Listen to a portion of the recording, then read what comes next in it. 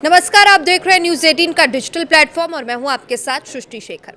उत्तर प्रदेश में इस वक्त सबसे बड़ा इंतजार उत्तर प्रदेश बोर्ड के रिजल्ट का अपने आखिरी पड़ाव पर पहुंच चुका है। उत्तर प्रदेश माध्यमिक शिक्षा परिषद की 10वीं और 12वीं की परीक्षाएं खत्म हो चुकी है और अब करीब 52 लाख से ज्यादा छात्र छात्राएं अपनी मेहनत के नतीजे का बेसब्री से इंतजार कर रहे हैं।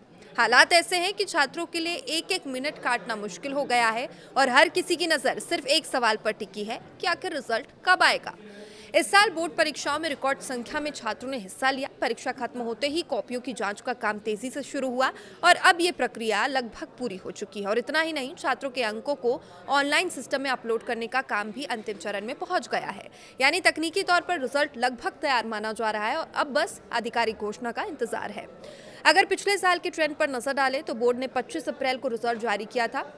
ऐसे में इस बार भी यही संभावना जताई जा रही है कि 25 अप्रैल 2026 के आसपास या उसके तुरंत बाद ही नतीजे घोषित कर दिए जा सकते हैं। और हालांकि अभी तक बोर्ड की ओर से कोई आधिकारिक तारीख घोषित नहीं की गई है, लेकिन जिस तेजी से काम आगे बढ़ रहा है उससे साफ संकेत मिल रहे हैं कि इंतजार अब ज्यादा लंबा नहीं रहेगा।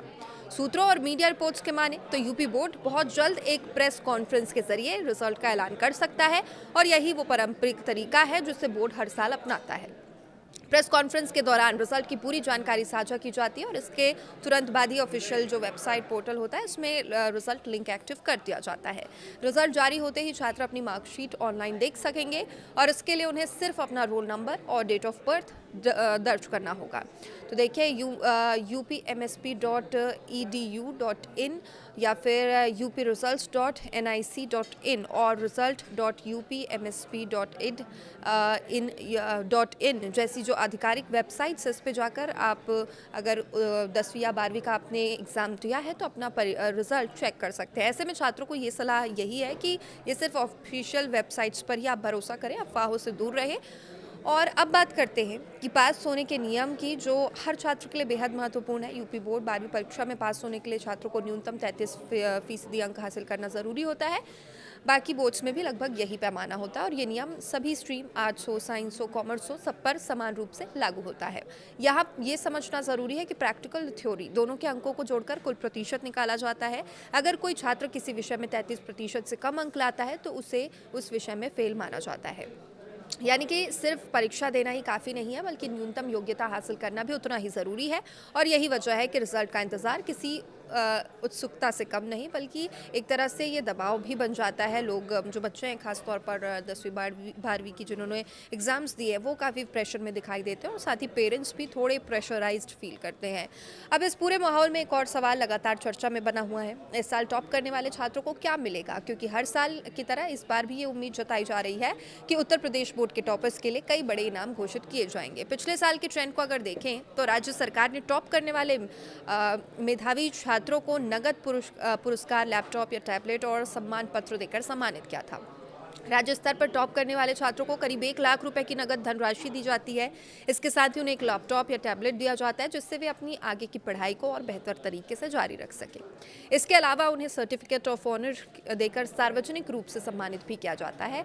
और ये सिर्फ एक इनाम नहीं होता, बल्कि एक पहचान होती है, एक ऐसी पहचान जो छात्र के करियर को नई दिशा दे सकती है। यही वजह है कि हर साल लाखों छात्र इस दौड़ में अपना सर्वश्रेष्ठ देने की और 100% देने की कोशिश करते हैं।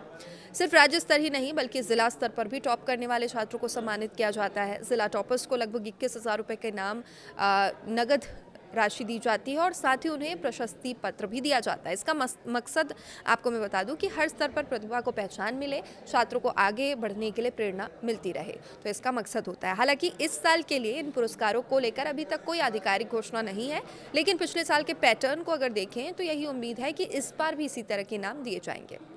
इसी बीच बोर्ड की तैयारी भी अपने अंतिम चरण पर है। कॉपियों का मूल्यांकन लगभग पूरा हो चुका है। अब मार्क्स को डिजिटल सिस्टम में अपलोड करना बाकी है और किया भी जा रहा है, शुरुआत हो गई है। ये प्रक्रिया खत्म होते ही रिजल्ट को अंतिम रूप दे दिया जाएगा और फिर आधिकारिक तारीख और समय घोषित किया जाएगा। माना जा रहा है कि 1 से 2 दिन के भीतर ही ये रिजल्ट जारी किया जा सकता है। हालांकि अब तक बोर्ड की ओर से कोई पुष्टि नहीं है, तब तक इसे सिर्फ संभावना ही माना जाएगा। लेकिन जिस तरह से काम तेजी से आगे बढ़ रहा है, उससे ये जरूर कहा जा सकता है कि छात्रों का इंतजार अब खत्म होने वाला है। रिजल्ट की घोषणा हर साल की तरह इस बार भी प्रेस कॉन्फ्रेंस के जरिए ही की जाएगी। इस दौरान प्रदेश के शिक्षा मंत्री गुलाब देवी भी मौजूद रहेंगी। उनके साथ बोर्ड के सचिव और अध्यक्ष भी उपस्थित होंगे और पूरे परिणाम की आधिकारिक घोषणा करेंगे। जैसे ही रिजल्ट जारी होगा, लाखों छात्र एक साथ वेबसाइट्स पर लॉगिन करेंगे। ऐसे में वेबसाइट स्लो होने की भी संभावना है और कई बार वेबसाइट्स क्रैश भी हो जाती है और इसलिए छात्रों को धैर्य रखने की सलाह दी जाती है। बार बार पेज को रिफ्रेश करने से बचना चाहिए।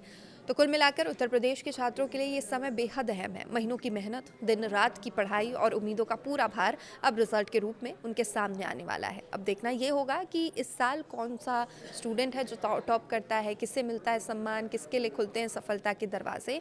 और फिलहाल इस वीडियो में इतना ही। रिजल्ट से जुड़ी हर अपडेट के लिए आप देखते रहिए न्यूज़ 18। नमस्कार।